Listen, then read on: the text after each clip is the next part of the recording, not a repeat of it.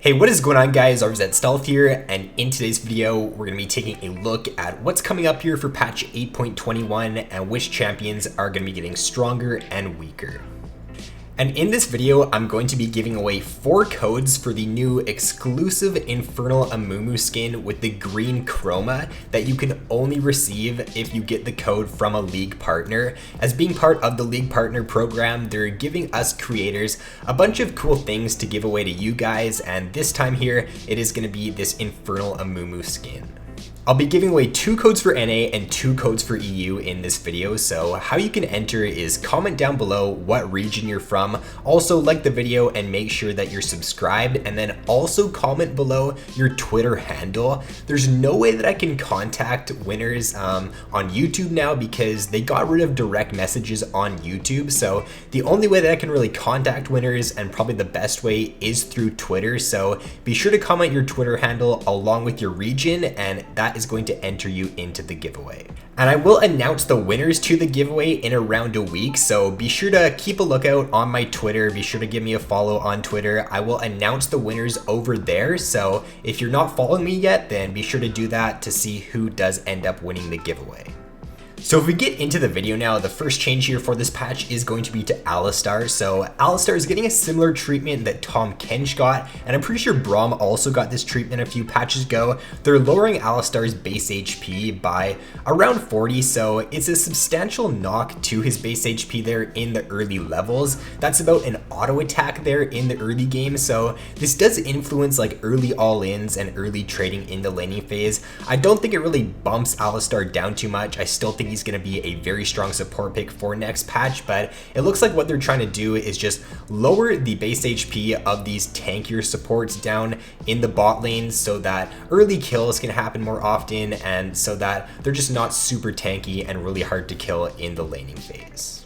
So next up here, Auriel Sol is also getting a base HP decrease. It's going from 560 down to 510, so about 50 damage there in the early game, and this is actually pretty impactful, mainly if you're going up against a very strong early game mid lane champion. So if you're up against someone like a LeBlanc or an Irelia, who are very strong right now in the current meta, this is going to hurt Auriel Sol in the early game. It's going to make him quite a bit more squishier for the first few levels, so basically any mid laner that does have some good level 2 or level 3 all in, they are going to be able to punish Auriel Sol more in the early game, and he's not just going to be able to freely shove in the wave. You are going to have to focus more on just not getting chunked in the first few levels, and if you do, you are going to have to play safer.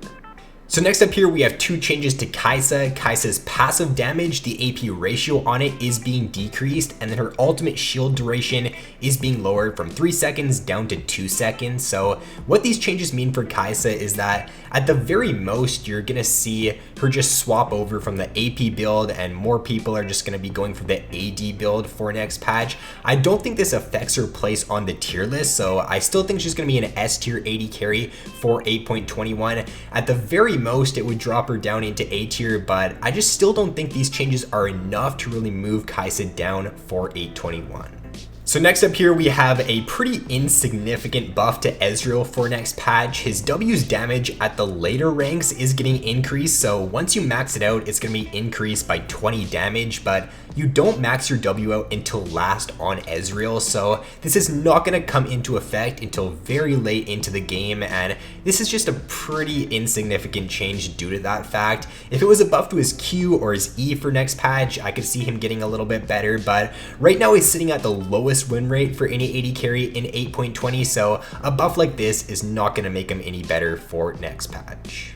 So next up here, Irelia is getting a very similar change to Ezreal in the sense that it's not going to affect her state for 8.21. She's getting a base move speed decrease here by 5, but this is even more insignificant on a champion like Irelia because she does have gap closers. So because she does have a gap close ability which can even reset, having a lower base movement speed just doesn't really matter that much. It's only dropping by 5 here for next patch, so still expect Irelia to be a very strong mid laner and a very strong top laner for 8.21.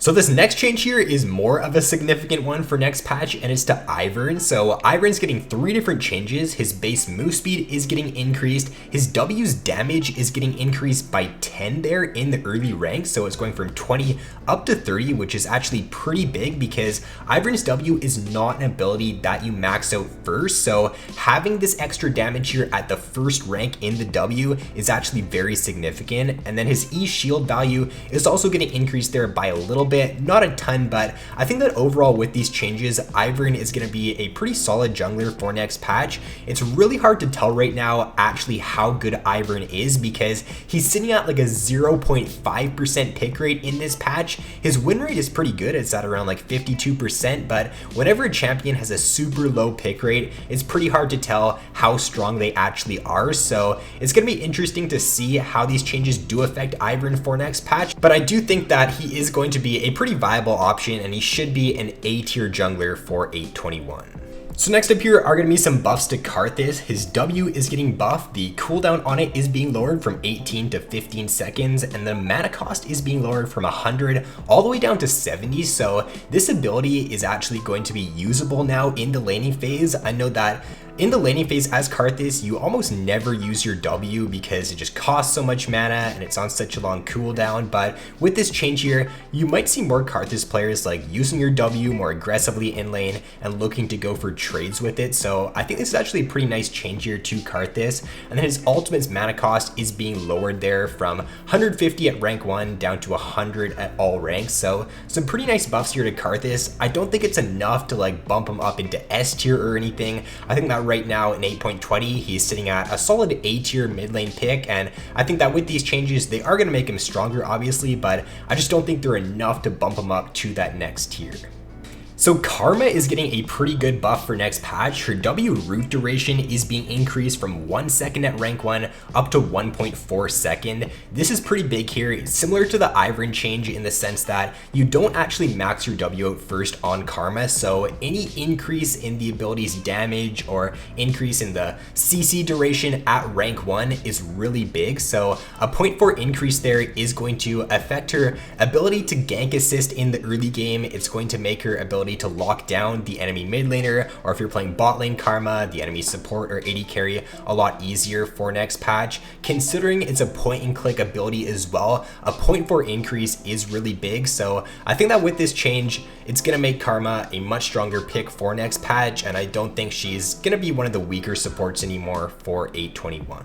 Next up, we have a pretty interesting buff to Zack. Zack in 8.20 right now is sitting in not the greatest spot. He's around like a C or B tier jungler right now. So with these changes, I think this should at least solidify him as a solid B tier jungler. I'm not too sure if it's going to bump him, if it's going to be enough to bump him up into A tier, because I still don't think this buff here is super significant. The reason for it is because you don't max your Q out until last most of the time on Zack, even though his damage on his Q is being increased from 70 up to 100 at rank 5. If you're not maxing this until last, then it doesn't really matter too much. In the early game, you're getting a 10 damage increase there on his Q, so this is decent for him in the early game. It's not gonna really make him that much of a stronger dueling jungler though. It's not like Zack's gonna be this massive 1v1 threat now in the early game, so I think that overall with these changes, Zack's gonna stay pretty similar to where he was in 8.20, but he will get slightly stronger.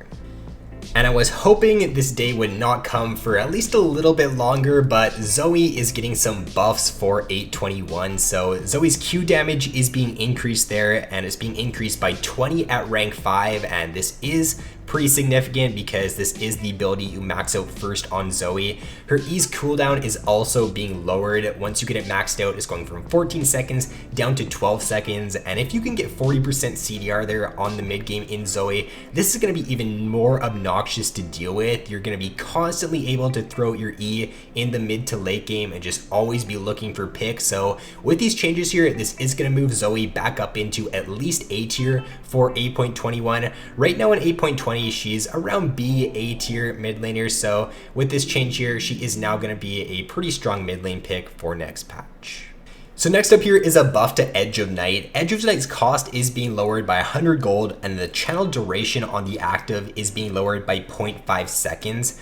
Now right now in this patch, most assassins go for a build of Duskblade, Youmuu's, and Black Cleaver. The build path is just so good because it gives you a good amount of damage, gives you good lethality, it also gets you to 40% CDR. Edge of Night does not give you any CDR, which kind of makes it a little bit weaker than an item like Youmuu's or Duskblade, because you can't reach that 40% CDR mark. So even with these changes here, I don't think it's going to be enough to make Edge of Night better than Youmuu's or better than Duskblade on these assassin picks. In certain situations as your third or fourth item, I can see this being better for next patch, but I don't think it's really going to affect assassins too much for 821.